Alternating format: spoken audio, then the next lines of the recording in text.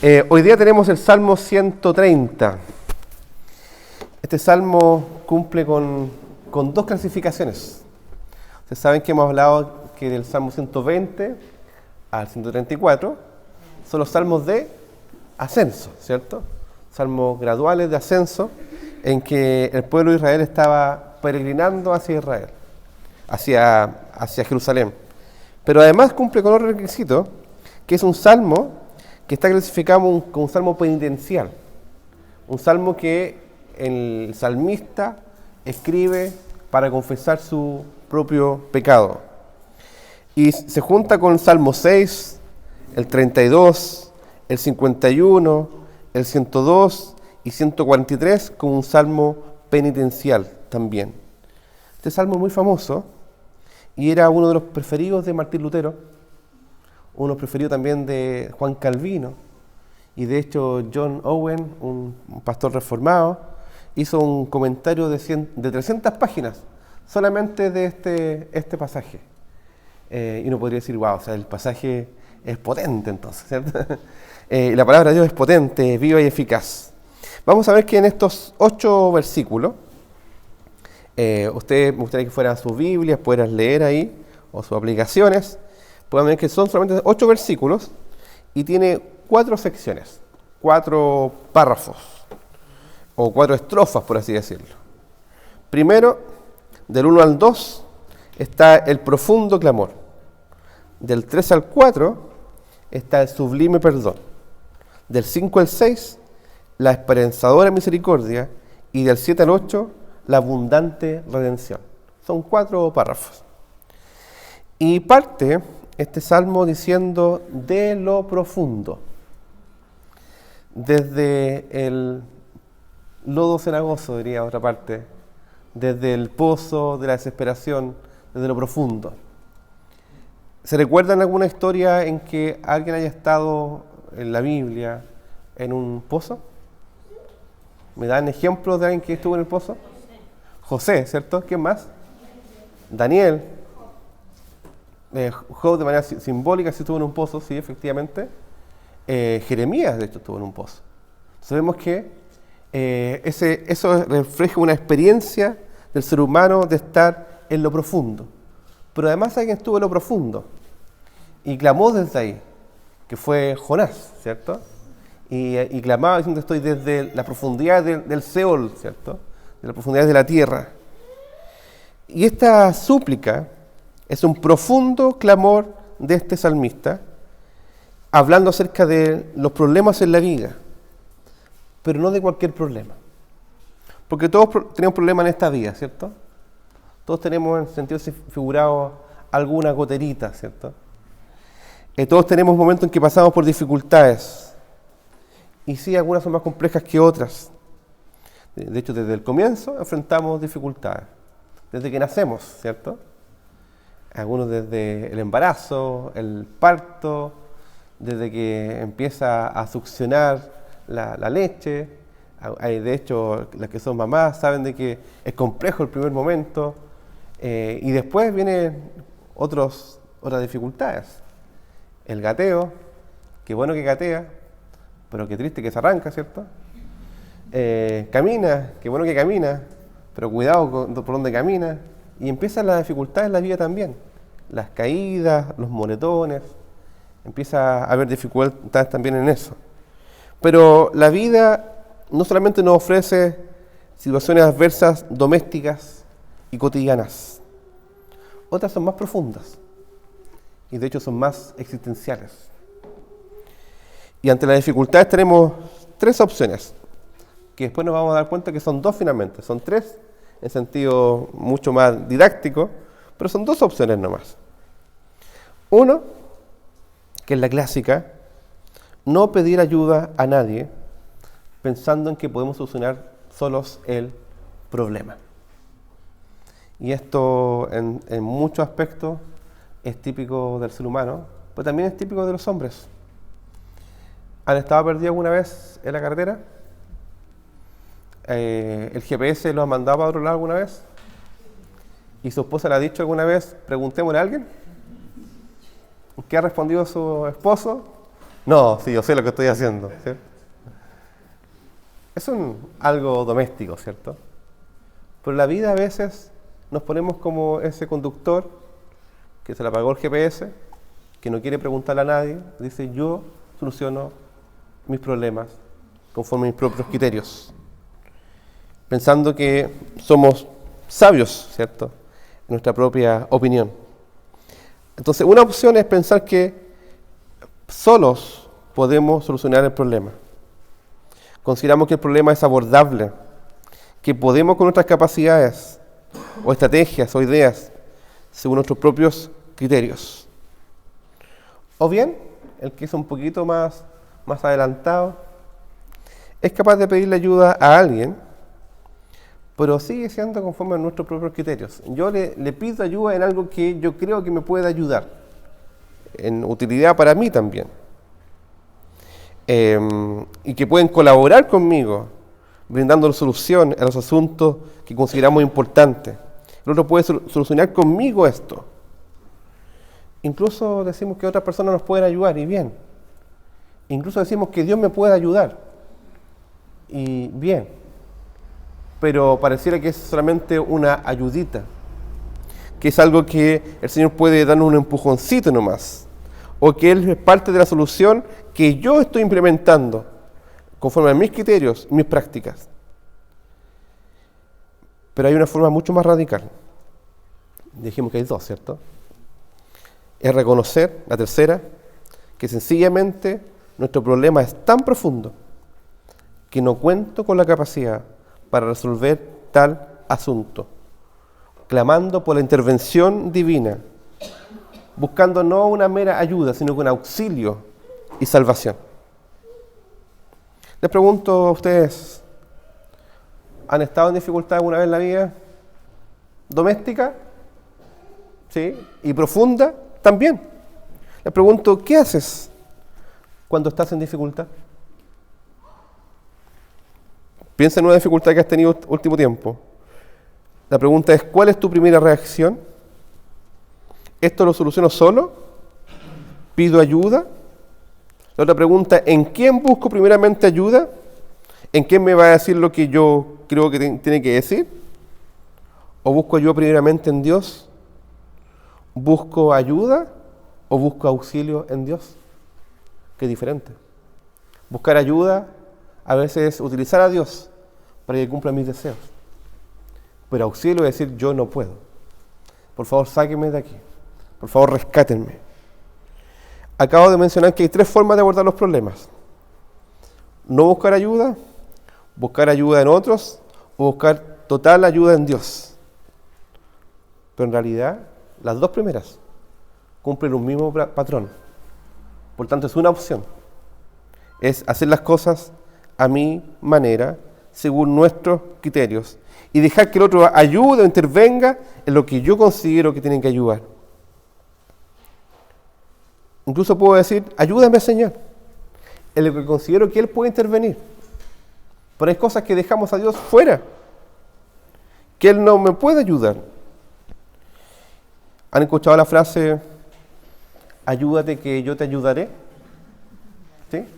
Por si acaso no es bíblico, ¿ya? He escuchado varias oportunidades ya, no en esta iglesia, en otras iglesias, que gente dice, como dice el versículo bíblico, ayúdate que yo te ayudaré. Eso no es bíblico. ¿Y a qué apunta eso? Apunta de que uno debe hacerse cargo de sus propios problemas y el Señor da un empujoncito. El Señor bendice lo que yo estoy haciendo. Se piensa que Dios ayuda a los que se ayudan a sí mismos. Es un mensaje popular, obviamente, que anima a la propia iniciativa, a la proactividad, a hacerse cargo de los propios asuntos, conforme a las propias capacidades, y Dios da un empujoncito para cumplir con nuestros propios deseos, ideas o proyectos. Pero en ambas, en lo profundo del corazón, pensamos que podemos resolver los asuntos conforme a nuestros propios criterios. Pero es distinto. Esto no es pedir ayuda colaborativa. Señor, colabora conmigo en esto, por favor, en mis asuntos. Aquí habla de, cuando ven el texto, dice, de lo profundo, oh Jehová, a ti clamo. Señor, oye mi voz, estén atentos tus oídos a la voz de mi súplica. Esto no es pedir ayuda colaborativa, que Dios me dé el empujoncito. Esto es clamor por socorro. Esto es clamor por auxilio. Lo anterior sigue en un nivel de en la medida de lo posible, conforme a nuestras capacidades, cual más o cual menos, más sencillo o más complejo. Pero el salmista está acá pidiendo auxilio y socorro. Algo que sobrepasó nuestras propias capacidades y considero por tanto que es imposible. Hay una frase que decía años atrás, que el Evangelio no es fácil, tampoco es difícil. Entonces, ¿cómo? Es imposible. No es algo que tú puedas hacer. No es que se pone complicado ni te la ayuda del Señor. No, es imposible. ¿Cómo puedo perdonar?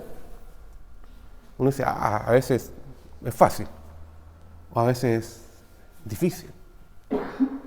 Si viene alguien en la calle y te dice, un curadito dice, oye, imbécil, y tú miras, y tú dices, pucha, curadito, ya, lo perdono, ¿qué tanto? ¿Cierto? Eso es fácil. Pero si viene alguien que te dice, imbécil, fatuo, como dice la palabra, te afrenta, te insulta, que es amigo, hermano, tu esposo, tu esposa, no se vuelve tan fácil, ¿cierto? Eso ya entra en categoría de imposible. Ni siquiera es complejo, ni siquiera es difícil. Es imposible porque demanda de la obra del Espíritu Santo. Porque si fuera por nosotros, uno diría, imbécil tú, ¿cierto? Y uno reaccionaría. Y uno diría, no, es que se merece tal cosa. Pero acá el Señor nos demanda algo que es imposible, que va más allá de nuestras propias capacidades. Eso demanda la obra del Espíritu Santo. Dice de lo profundo, oh Jehová, a ti clamo. La pregunta, ¿por qué clama de lo profundo? Si leyéramos solamente el versículo 1 y 2, podríamos pensar que está en un tremendo problema. Sí, de hecho. Pero ¿de qué tipo de problema está hablando el salmista? Podríamos decir, es una inundación, es una gotera, podríamos decir, es un problema financiero, es un problema relacional, un problema académico, un problema laboral, un problema con la crianza, un problema matrimonial. ¿De qué tipo de problema está hablando acá el salmista? Está hablando de un problema debajo del problema.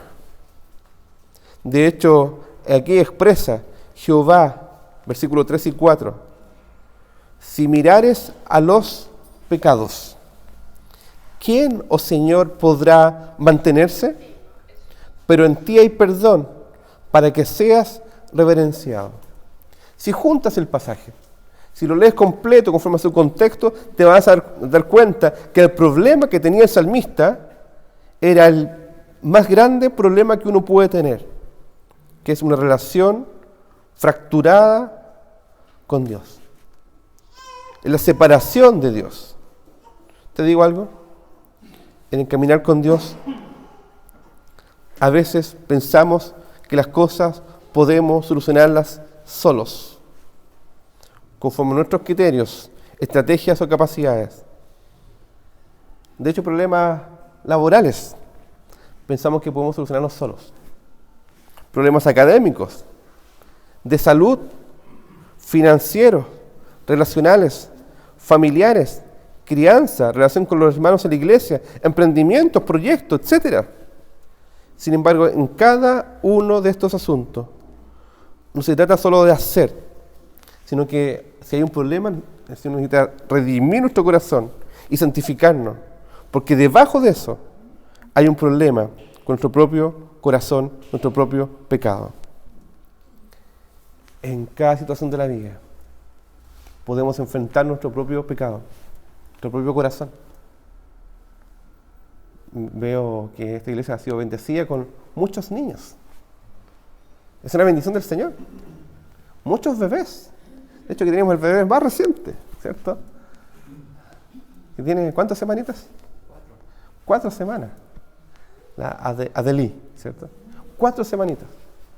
Y vemos pequeñitos de 1 mes, 2 meses, un par de poquitos meses y años incluso. Una bendición. Pero también junto con eso, los que están escuchando acá y han vivido este periodo, saben que es complejo. Les pregunto a las mamitas que han sido mamitas hace menos de 2 años. ¿Ha sido complejo? ¿Hay dificultad? A los papás también, también pueden opinar. ¿Ha sido complejo? Sí, es complejo. Puede ser duro, ¿cierto? Pero detrás de cada esto hay un Dios que quiere redimir, rescatar, santificar y dar gozo en cada circunstancia. En cada situación en la vida podemos encontrarnos que debajo de cada dificultad hay un problema en nuestro corazón y hay un Dios que está redimiendo. El problema somos nosotros mismos. También hay problemas externos, pero la pregunta es cómo avanzamos con esos problemas externos. Y el problema no se trata de asuntos técnicos o triviales. Se trata de algo profundo y radical, como lo considera el salmista. Se trata finalmente de nosotros mismos y nuestra relación con el Señor, porque hay un problema bajo el problema. Ese problema se llama pecado. Detrás de todos nuestros pecados hay un gran problema, que es nuestra relación con Dios. Y acá el salmista dice de lo profundo y asume que el problema no es parcial, que no es a medias, que no es algo que él pueda decir yo voy a solucionar mi problema. El problema aquí es total. También asume que el problema no es superficial, sino que es profundo. Y la petición que hace no es solamente de ayuda, sino de auxilio. ¿Se dan cuenta la diferencia? Pedimos auxilio, socorro, cuando consideramos que nuestro problema es total, que no podemos hacer nada, que es imposible. Pedimos ayuda cuando consideramos que en parte podemos hacer nosotros las cosas. Y no pedimos ayuda cuando decimos, yo puedo solito. Pero cuando pedimos ayuda incluso a Dios, a veces tiramos a Dios para que Él pueda solucionar mis problemas conforme a lo que yo creo que Él tiene que hacer. Señor, tengo un problema familiar, matrimonial, económico. Señor, este es mi plan, bendícelo, Señor. ¿Está bien eso? No. El asunto es distinto. Señor, ¿cómo puedo ser salvado por ti? Nuestro problema no es parcial, es total, no es superficial, es profundo. Por tanto, nuestra petición no debe ser de ayuda solamente. No es ayúdate que yo te ayudaré, sino de auxilio. Nuestro principal problema es abandonar a Dios y buscar nuestra propia forma de ayudarnos. Y aquí quiero hacer un contrapunto. Detrás de la crianza y de todos nuestros problemas hay un gran problema, nuestro corazón. ¿Y el contrapunto cuál es? Detrás de la crianza hay un gran redentor que está ahí para librar nuestro corazón y darnos la oportunidad de ser santificados para glorificarlo a Él y amar y cuidar de otro. Detrás del trabajo y de todas nuestras dificultades laborales que podamos tener, hay un gran problema, que es nuestro pecado. Pero detrás del trabajo, que es un don de Dios, hay un gran redentor que está salvándonos, que está mostrándonos quién es Él, que es el protector, el proveedor, el quien salva, el quien cuida, quien protege y que te anima a trabajar para su gloria.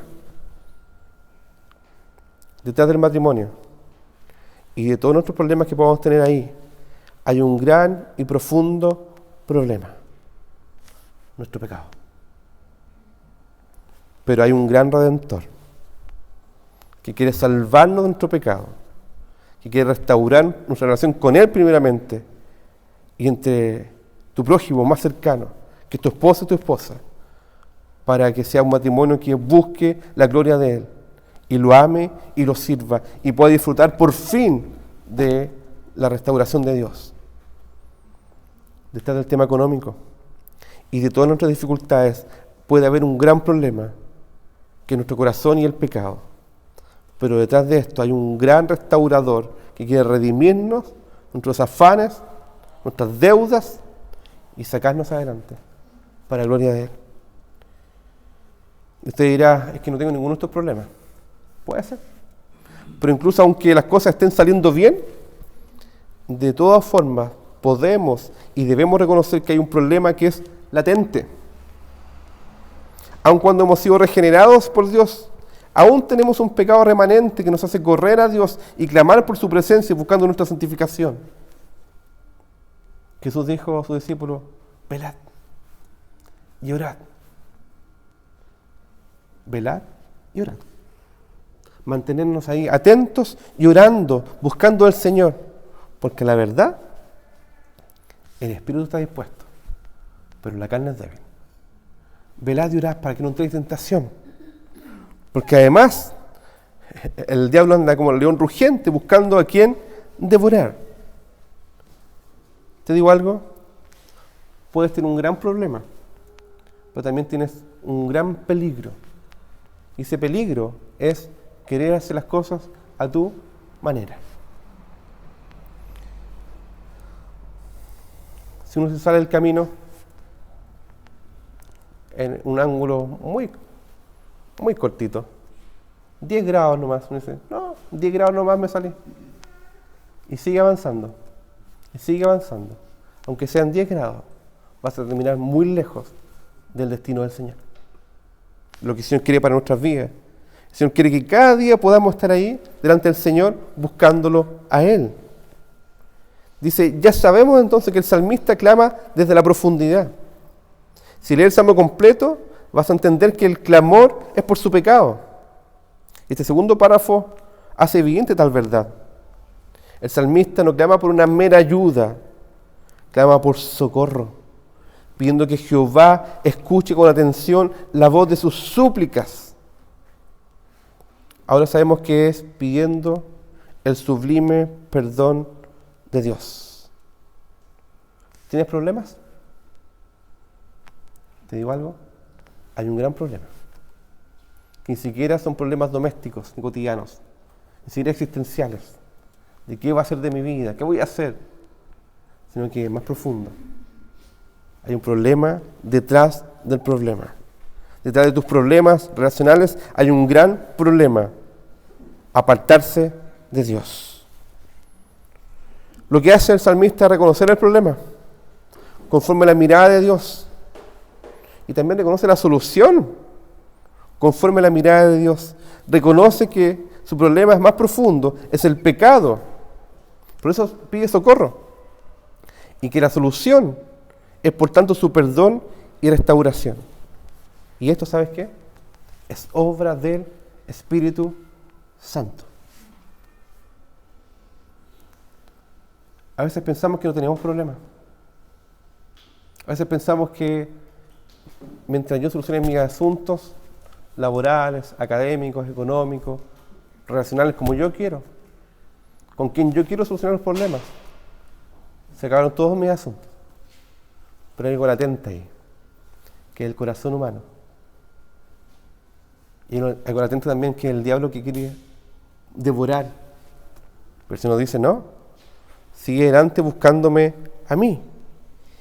Entonces, para poder entender el principal problema, necesitamos de la obra del Espíritu Santo, que nos permite ver la gloria de Dios, admirar la maravilla de su ley, reconocer el pecado y clamar por restauración.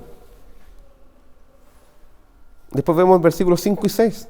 Dice, esperé yo a Jehová, esperó mi alma, en su palabra he esperado, mi alma espera a Jehová, más que los centinelas de mañana, a la mañana, más que los vigilantes a la mañana. Aquí repite la palabra esperar. De hecho lo dice 1, 2, 3, 4 veces. En 2 versículos. Esperar. ¿Les gusta esperar? Señor, dame paciencia ahora. El Señor te dice, espera.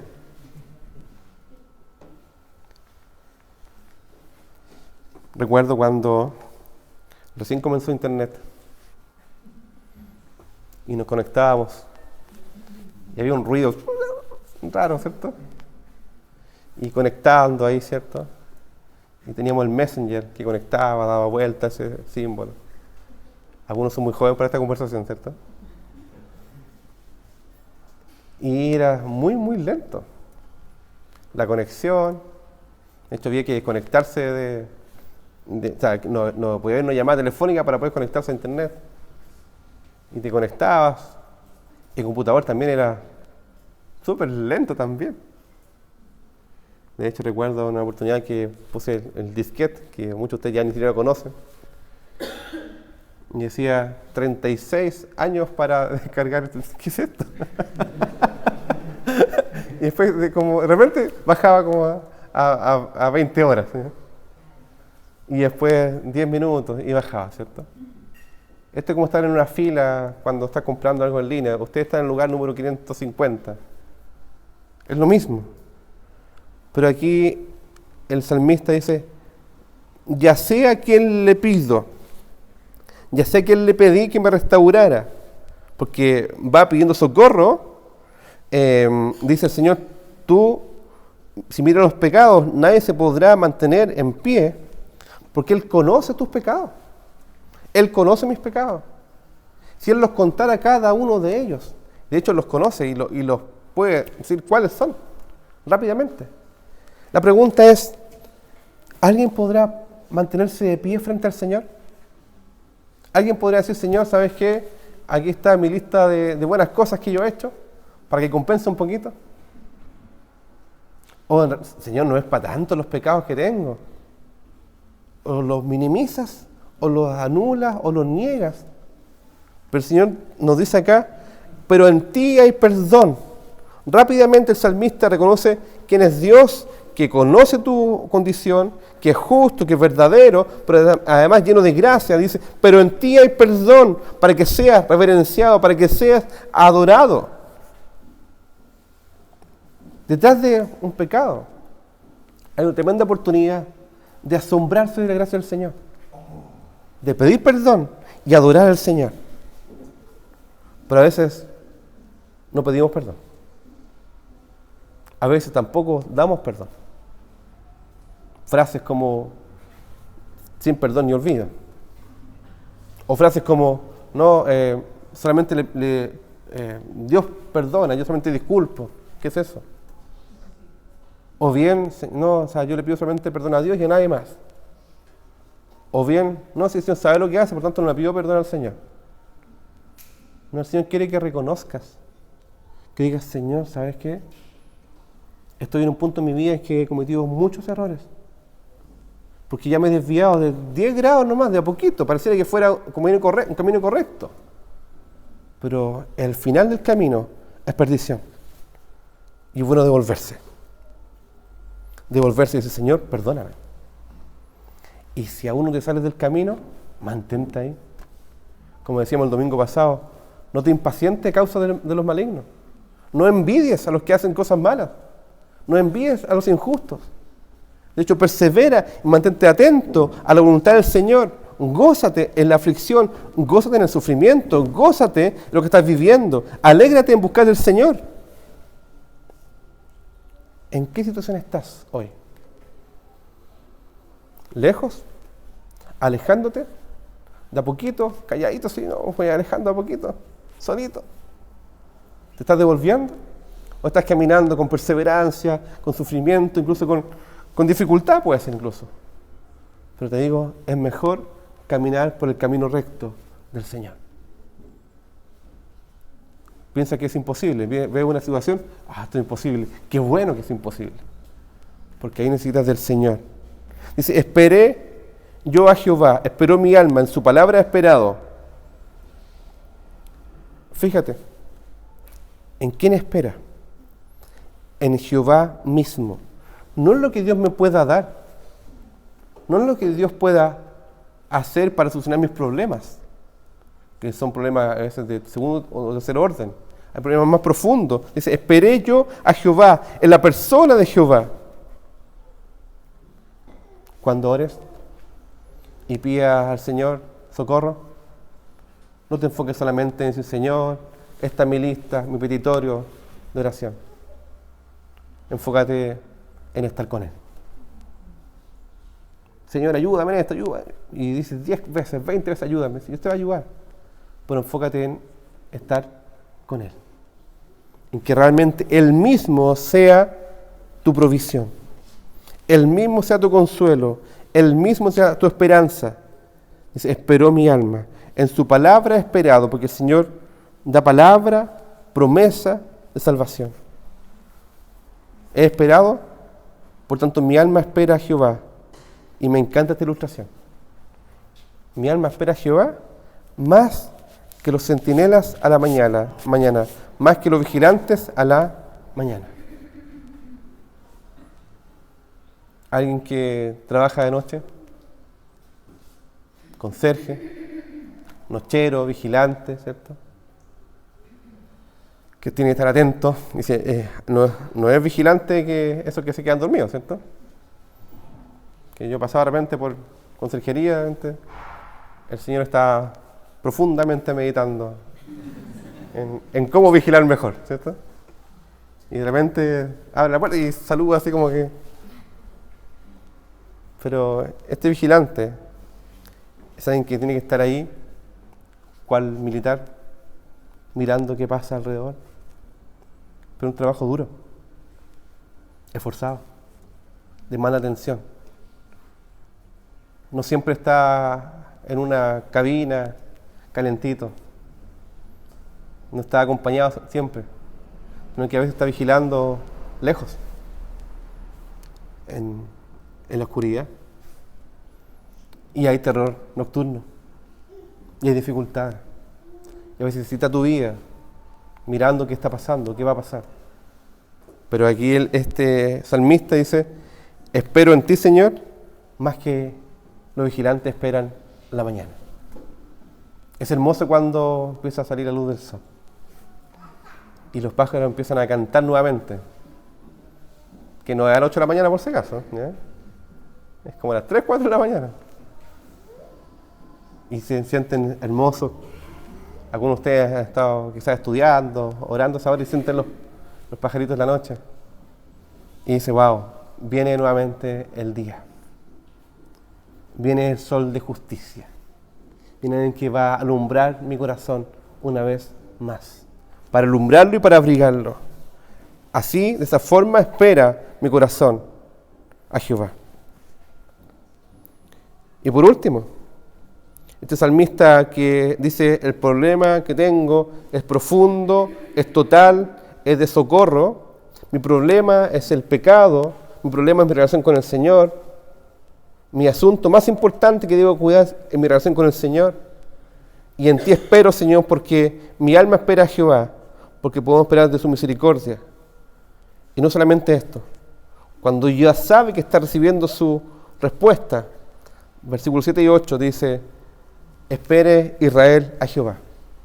No solamente experimenta él el perdón y misericordia, sino también dice, anima a otros, espere Israel a Jehová, porque en Jehová hay misericordia. Cuando estés desesperado, espera en el Señor. Cuando esté otro desesperado, acompaña a otro a esperar en el Señor. Te digo, acompaña a otro a esperar en el Señor. No te digo, dígale, oye, espera en el Señor. Porque le van a decir, para ti es fácil decirlo, ¿cierto? Acompaña a otro. Pacientemente, espera, acompaña hasta que el Señor haga la obra que Él tenga que hacer. Espera Israel a Jehová. Ahí anima al pueblo a que también espere junto con Él al Señor. Porque en Jehová hay misericordia. Algo que era individual se torna comunitario. Y fíjense lo que dice acá, y abundante redención con Él. No es un pequeño problemita. No es una redención pequeñita, un pequeño problema. Es una abundante redención a nuestro gran problema. Nuestro problema es gigante. Nuestro problema es relación con el Señor. pero él dice que hay abundante redención con él, y él redimirá a Israel, a su pueblo, de todos sus pecados. Me encanta cuando dice abundante y todos, porque sobrepasa. Como dice el himno, su gracia es mayor. Pero quiero terminar con 3 versículos. Un versículo está en Jeremías 2:13. Jeremías 2:13. Cuando el profeta exhorta al pueblo y le dice, ¿acaso alguna nación ha cambiado sus dioses? Ustedes son creyentes, son restaurados por el Señor. ¿Acaso alguna nación extranjera ha cambiado sus dioses, aunque ellos no son dioses? Sin embargo, mi pueblo ha trocado su gloria por lo que no aprovecha. Espantaos cielos sobre esto y horrorizaos, desolados en gran manera, dijo Jehová, porque 2 males ha hecho mi pueblo. ¿Cuántos males dice? 2. Que en realidad es 1, el lado A y el lado B. Me dejaron a mí fuente de agua viva. ¿Y cuál es el segundo problema? Y cavaron para sí cisternas rotas que no retienen agua. Este es el ejemplo que da el salmista. Tiene una vertiente de agua viva. Estás ahí, puedes tomarla cuando quieras, por la obra y gracia del Espíritu Santo. Pero ¿qué has hecho? Has tomado tu pala y tu chuzo y te has ido a buscar agua en un lugar seco. Y has cavado cisternas rotas que no retienen agua. Y estás tomando agua con barro. Pudiendo beber del agua de la vida, estás bebiendo agua con barro. Ese es un gran problema. Nuestro problema no es parcial, es total. Nuestro problema no es superficial, es profundo. No debe ser de ayuda, sino de auxilio. El gran problema es abandonar a Dios y junto con ello buscar nuestra propia forma de ayudarnos. Y Él tiene la solución. Segundo, versículo que quiero leerles. Como les decía delante, esto demanda una obra del Espíritu Santo.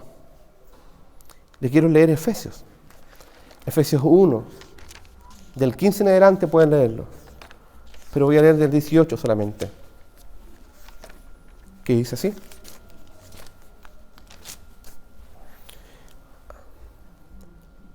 Pablo ora por la iglesia para que puedan tener espíritu de sabiduría y de revelación en el conocimiento de Él, para que el Dios de nuestro Señor Jesucristo les dé ese espíritu de revelación, alumbrando los ojos de vuestro entendimiento, para que sepáis cuál es la verdadera esperanza a que Él los ha llamado, y cuál es la riqueza de la gloria de su herencia en los santos, y cuál es su preeminente grandeza de su poder para con nosotros los que creemos, según la operación del poder de su fuerza. Cuando estés tentado, o cuando estés en pecado mismo, no solamente hay que pensar en lo que no debo hacer, sino en lo que debo buscar. Buscarlo a Él. Aquí te dice, para que puedan mirar con los ojos del Señor, para que puedan tener sabiduría y entendimiento, para que puedan tener esperanza en quien los ha llamado, para que vean la riqueza de la gloria de su herencia de los santos y la grandeza de su poder. A veces nos quedamos luchando con el pecado nomás. Como digo yo, como si un alcohólico estuviera luchando dentro de la botillería. Pero el Señor dice, no hagas eso. No luches ahí.